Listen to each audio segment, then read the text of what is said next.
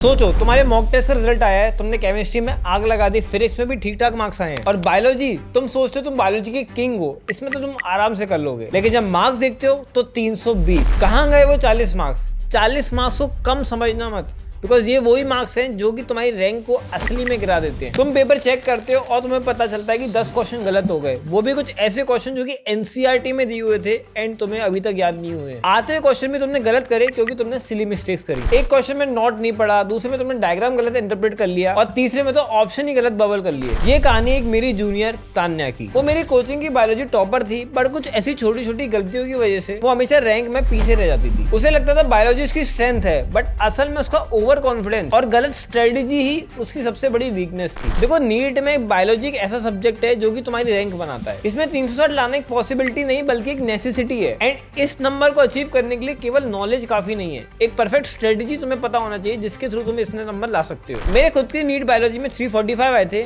मेरे छोटे भाई के 360 आए थे एंड ऐसे बहुत सारे स्टूडेंट्स को मैंने गाइड किया जिनके मैंने 360 मार्क्स लेके आया हूँ। एंड ये मैं पिछले 5 साल से कर रहा हूँ, तो मुझे पता है कि किस तरीके से बायोलॉजी में एक परफेक्ट स्कोर आता है। आज मैं तुम्हें वो पूरी स्ट्रेटेजी बताने वाला हूँ जिससे कि तुम अपने 360 यहाँ पे पक्के कर लो और बाद में फिजिक्स केमिस्ट्री में भी मचा के अपना एम्स का कॉलेज पक्का कर लो। एंड साथ ही साथ इस वीडियो में एक बहुत बड़ा अनाउंसमेंट करने वाला हूं जो कि तुम्हारी नीट की जर्नी में एक गेम चेंजर बन सकता है। Hi friends, doctor Parth Goyal. I have cracked NEET with all India rank 223 और इस जर्नी में मैंने एक चीज अच्छे से सीख ली है। बायोलॉजी में 360 मार्क्स लाना एक स्किल है। इस स्किल को मास्टर करने के लिए तुम्हें आपको 4 स्टेप्स के गो थ्रू होना पड़ेगा। 4th step is my favourite, तो उसको मिस मत करना। तो चलो स्टार्ट करते हैं। स्टेप नंबर 1, जहां से एनटीए पेपर बनाता है। सबसे पहली सबसे इंपॉर्टेंट बात, एक ऐसी किताब जिसको बच्चे यूजुअली इग्नोर करते हैं कि ये तो सब बच्चे पढ़ रहे होते हैं तो इसको पढ़ने क्या जरूरत है, एंड वो है हमारी Holi book, that is NCERT माता। बात बिल्कुल सही है, एनसीईआरटी सब बच्चे पढ़ रहे हैं, लेकिन बात ये भी है कि एनसीईआरटी 99% बच्चों को पढ़ना ही नहीं आता है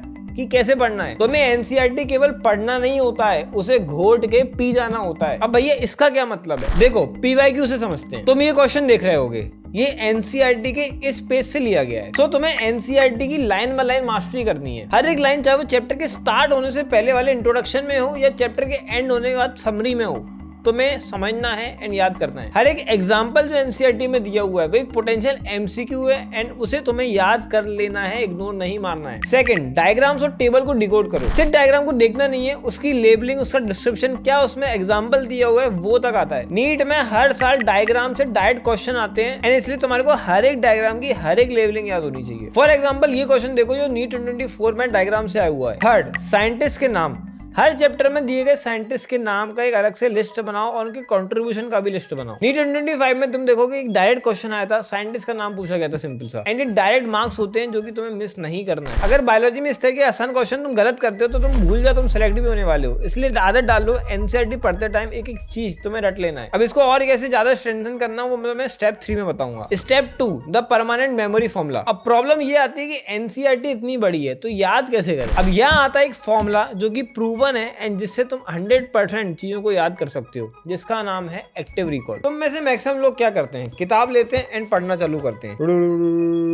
ये तुमने पढ़ा एंड इसके बाद तुम बंद करके सो जाओगे। ऐसे नहीं पढ़ना, इसे पैसिव रीडिंग कहते हैं एंड इससे शॉर्ट टर्म मेमोरी में इंफॉर्मेशन स्टोर होती है एंड सुबह तक पूरी साफ हो जाती है, जैसे तुम अपना पेट साफ करते हो वैसे ही। तुम्हें एक्टिव लर्निंग करनी है। पहला कैसे?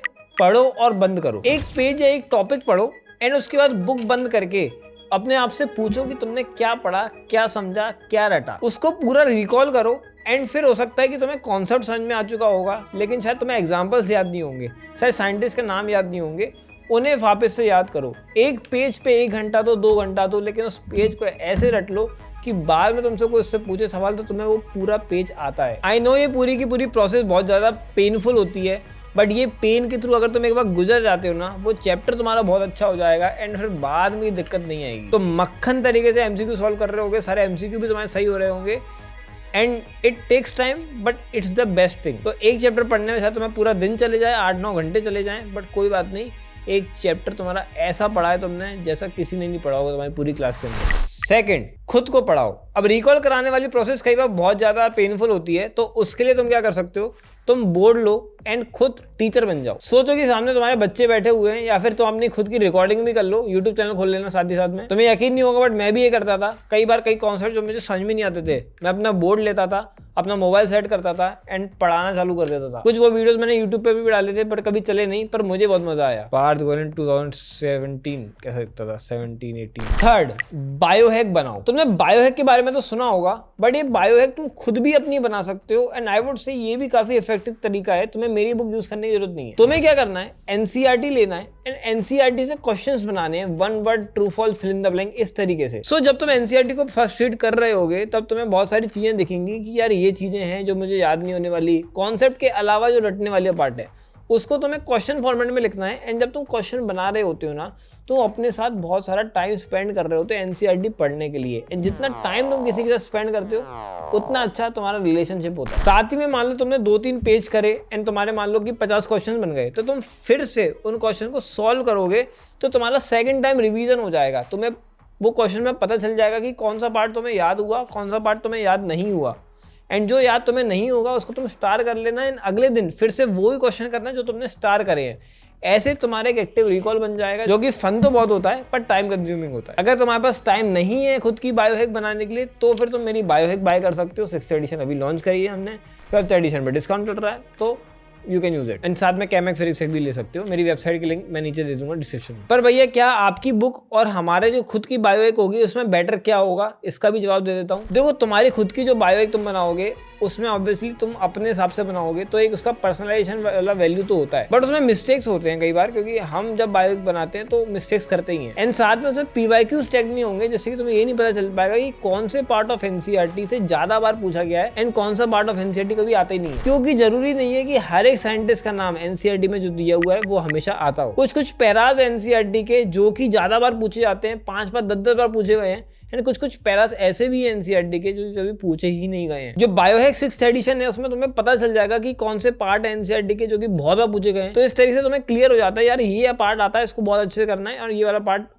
नहीं भी करूंगा अच्छे से तो भी चले जाएगा। तो I would say it's depend on you. तुम्हारे पास टाइम है, तुम कर सकते हो, तो तुम ये अपनी बायोहैक बनाओ। तुम्हारे पास टाइम नहीं है, तुम कर भी नहीं सकते, और तुम्हारे को अच्छा खासा मटेरियल चाहिए तो तुम 6th एडिशन बायोहैक बाय कर सकते हो। But I would say active recall को यूज करो। बायोलॉजी एक थोड़ी हैवी सब्जेक्ट है एंड इसको टैकल करने का बेस्ट तरीका यही है। Step number 3, the real battle ground. अब देखो, एनसीईआरटी पढ़ ली, रटने के लिए तुमने एक्टिव रिकॉल यूज कर लिया, लेकिन असली में तुम्हारा का अल्टीमेट मोटिव है कि नीट के वो एमसीक्यू तुम्हारे सही होने चाहिए। एंड इधर आता है तुम्हारा क्वेश्चन प्रैक्टिस, क्योंकि क्वेश्चन प्रैक्टिस भी एक ऐसी स्किल है जो कि हर किसी को नहीं आती, एंड ये प्रैक्टिस करके तुम्हें समझ में आएगा। क्योंकि कहीं पर ऐसा होगा कि तुमने नॉट नहीं पढ़ा, कहीं पर तुमने डायग्राम गलत इंटरप्रेट कर लिया, कहीं पर तुमने बबल ही गलत मर दिया, नॉट इनकरेक्ट जैसी चीजें भी आती है एमसीक्यू के अंदर, एंड ये सब चीजें बहुत तंग करती हैं। इसलिए एमसीक्यू प्रैक्टिस तुम्हारी टॉप प्रायोरिटी होनी चाहिए। पहला है chapter wise questions and PYQs. जैसे ही तुम्हारा कोई भी चैप्टर कंप्लीट होता है तो मैं उसे चैप्टर वाइज क्वेश्चंस लगाने हैं एंड साथ ही उस चैप्टर से आए हुए पीवाईक्यूज तुम्हें लगाने हैं। अब होता क्या है कि चैप्टर वाइज क्वेश्चंस यूजुअली बहुत ज्यादा कॉपीड होते हैं, पिछले सालों के होते हैं, एंड तुम्हें फ्रेश क्वेश्चंस नहीं मिल पाते। तुम्हें ऐसे क्वेश्चन नहीं चाहिए जो पिछले 10 साल से इंटरनेट पे घूम रहे हैं या किसी मॉड्यूल में घूम रहे हैं। पर भैया वो नए क्वेश्चंस हमें कहाँ मिलेंगे जो कि लेटेस्ट पैटर्न पे बेस्ड होंगे? रुको बताता हूँ। पहले समझ लो कि इन चैप्टर वाइज क्वेश्चन को भी तुम्हें मिनी मॉक टेस्ट की तरह देना है। एंड अगर 90 क्वेश्चन प्रैक्टिस कर रहे हो तो कोशिश करो कि तुम उसे 50 मिनट के अंदर सॉल्व कर पाओ, क्योंकि नीट में बायोलॉजी में इतना ही टाइम में तुम्हें मिल पाएगा। टेस्ट देने के बाद तुम्हें स्वॉट एनालिसिस करना है, मतलब अपनी स्ट्रेंथ, वीकनेस, अपॉर्चुनिटी और थ्रेट्स ये पता लगाने हैं। जब तुम्हें वीक एरियाज पता चल जाएंगे तो तुम उनसे रिलेटेड और क्वेश्चंस लगाओ। अब तुम बोलोगे भैया इतने सारे नए क्वेश्चन ढूंढेंगे, स्वॉट एनालिसिस करेंगे तो आधे सारा टाइम तो इसी में चले जाएगा। एग्जैक्टली। एंड इसी प्रॉब्लम को सॉल्व करने के लिए मैंने नीट हैक लॉन्च किया है। नीट हैक एक ऐसा प्लेटफॉर्म है जहाँ पे तुम्हें chapter wise, section wise questions मिल जाएंगे। तुम्हें एक पर्टिकुलर चैप्टर के क्वेश्चन सॉल्व करने वो कर सकते हो, तुम्हें एक पर्टिकुलर सेक्शन बना के क्वेश्चन सॉल्व करना है वो कर सकते हो। एंड ये बिल्कुल फ्रेश क्वेश्चंस है, लेटेस्ट एनसीईआरटी पे बेस्ड। एंड साथ ही में ये फ्री ऑफ कॉस्ट है, यहाँ तुम्हें फ्री में चैप्टर वाइज क्वेश्चन मिल जाएंगे। अब जब तुम एक बार चैप्टर वाइज दे देते हो तो तुम्हारा फाउंडेशन बन जाता है, एंड फिर तुम्हें देना होता है फुल मॉक टेस्ट। एग्जाम का जो टेम्परामेंट है 3 घंटे का, उसको बिल्ड करने के लिए फुल मॉक टेस्ट देना बहुत जरूरी है। एंड इसके लिए तुम्हें चाहिए होगी कि लेटेस्ट नीट के पैटर्न पे बेस एक अच्छी टेस्ट सीरीज जो तुम्हें एग्जैक्ट नीट वाली फील दे। एक ऐसी टेस्ट सीरीज जहां पर तुम्हें टेस्ट देने के बाद एक प्रॉपर EI पावर्ड स्वॉट एनालिसिस मिले, एक ऐसी एनालिसिस जिससे तुम अपने स्ट्रॉन्ग और वीक पॉइंट्स को पता लगा सको। एंड एक ऐसी टेस्ट सीरीज जहां पे EI बेस्ड सॉल्यूशन हो, जिससे कि तुम अपना एक एक डाउट क्लियर कर पाओ। मैं एक मेडिकल कॉलेज का बंदा हूँ, मैं टेक पे इतना स्ट्रॉन्ग नहीं था, इसलिए मैंने अपने बहुत अच्छे दोस्त जो कि माइक्रोसॉफ्ट में सॉफ्टवेयर इंजीनियर रह चुका है उससे बात करी, एंड हमने साथ में मिलकर इस प्लेटफॉर्म को बिल्ड किया है। इसमें एक्सपर्ट टीचर्स ने नीट के प्रीवियस ईयर पेपर को स्टडी करके प्रॉपर क्यूरेटेड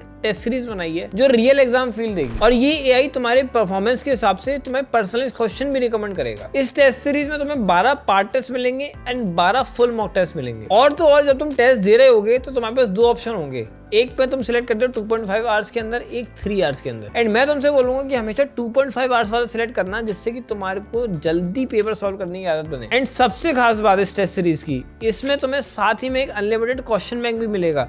मतलब कि अगर तुम इस क्वेश्चन बैंक को पूरा सॉल्व कर लेते हो तो तुम्हें 100% रिफंड मिलेगा। मतलब दम है तो हमारे क्वेश्चन बैंक को पूरा सॉल्व करके दिखाओ, देखते तुम कितने पढ़ने वाले हो। तो ये टेस्ट सीरीज तुम जाकर के ले सकते हो जो कि नीट 2026 के लिए है। इससे तुम अपनी स्पीड, एक्यूरेसी और एफिशिएंसी बढ़ा सकते हो। टेस्ट सीरीज का लिंक तुम्हें नीचे डिस्क्रिप्शन बॉक्स में मिल जाएगा। अब बात करते हैं स्टेप 4 के ऊपर, जो कि है द रैंक डिसाइडिंग फैक्टर। तुमने अच्छे से पढ़ा है, प्रैक्टिस भी किया है, बट अब आती है वो चीज जो कि तुम्हारी रैंक डिसाइड करेगी, एग्जाम हॉल एग्जीक्यूशन। अगर एग्जाम को 3 घंटे अच्छे से हैंडल नहीं किया तो सारी मेहनत बेकार। और ये 3 घंटे की प्रिपरेशन तुम्हें आज से और अभी से मेरी टेस्ट सीरीज के थ्रू प्रैक्टिस करना है। जो भी टेस्ट सीरीज तुम दे रहे हो उसको ऐसे समझ के दो कि तुम नीट का फाइनल एग्जाम दे रहे हो, तब जाके वो सीरियसनेस आएगी। एंड अब मैं तुम्हें 3 ऐसी कुछ टिप्स देता हूं जो कि तुम्हारे को एग्जाम टाइम पे एमसीक्यू सॉल्व करने में बहुत काम आने वाली है। पहला है कीवर्ड हंटिंग। क्वेश्चन को आराम से पढ़ो एंड इंपॉर्टेंट कीवर्ड्स जैसे कि not, not incorrect, except, all of the above, इनको तुम अंडरलाइन कर लो एंड अच्छे से मार्क कर लो, फिर जाके ही ऑप्शंस पढ़ो, क्योंकि मैक्सिमम सिली मिस्टेक्स यहीं पर होती हैं। सेकंड पॉइंट,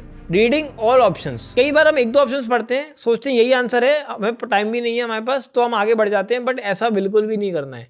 जब तुम 4 ऑप्शंस पढ़ोगे तो तुम्हें पता चलेगा कि शायद तुम गलत हो सकते हो, क्योंकि बाकी के भी तुम्हें आंसर लग रहे होते हैं। एंड फिर तुम्हें याद आता है कि यार इसमें तो एक्सेप्ट लिखा हुआ है, मतलब कि जो मैं सोच रहा था उसके अलावा पूछा गया था। एंड इस तरीके से तुम एक सिली मिस्टेक करने से बच सकते हो। इसलिए हमेशा 4 ऑप्शंस पढ़ो एंड फिर जाकर के ही मार्क करो, बिकॉज अगर तुमने ये सब इनकरेक्ट, नॉट इनकरेक्ट, एक्सेप्ट भी मिस कर दिया होगा तो भी तुम ऑड वन आउट तरीके से तुम पता लगा लोगे कि ये 4 में से 3 एक जैसे लग रहे हैं और ये एक अलग है। Third, OMR bubbling strategy. पूरा पेपर सॉल्व करके ओएमआर बबल करने की गलती मत करना। बेस्ट तरीका होता है कि पहले तुमने बॉटनी सॉल्व कर ली, फिर तुमने पेपर भर लिया, फिर जूलॉजी सॉल्व कर ली, फिर उसकी ओएमआर भर ली। एंड इस तरीके से गलती के चांसेस बहुत कम होते हैं, क्योंकि एक भी अगर तुम्हारा सर्कल गड़बड़ा गया तो तुम्हारे बहुत सारे क्वेश्चन गलत हो जाएंगे। एंड ऐसी गलतियां लिटरली मैंने अच्छे खासे इंटेलिजेंट बच्चों को करते देखा है, वो भी नीट वाले एग्जाम के अंदर। बायोलॉजी तुम्हारा सबसे बड़ा हथियार है एंड इसको तुम किसी भी तरीके से कॉम्प्रोमाइज नहीं कर सकते। ये इजी सब्जेक्ट है, but at the same time इतना ज़्यादा कॉम्पिटिटिव है कि इसमें 360 से कम मार्क्स सोचना एक पाप है। एंड एनसीईआरटी का एक भी क्वेश्चन गलत कर देना तो फांसी की सजा है, क्योंकि ये क्वेश्चन तो वो भी सही कर रहा है जो बेचारा गांव में एक लाइट के अंदर एनसीईआरटी पढ़ रहा है, तो उससे तो आगे निकल ही जाना भाई। एंड एनसीईआरटी पढ़ने के साथ साथ बायो हैक करने के साथ साथ जो सबसे इंपॉर्टेंट है वो है क्वेश्चन प्रैक्टिस। एंड उसके लिए तुम्हें टेस्ट सीरीज ज्वाइन कर सकते हो, जिसके बारे में तुम्हें वीडियो में बताया, नीचे डिस्क्रिप्शन में लिंक दे दी है। मिलते हैं नेक्स्ट वीडियो में, तब तक के लिए ऑल द बेस्ट, मचाते रहो, फोड़ के आना है तुम्हें। एंड अगर तुम फिजिक्स और केमिस्ट्री को भी मास्टर करना चाहते हो तो ये वाली दोनों वीडियो देखना।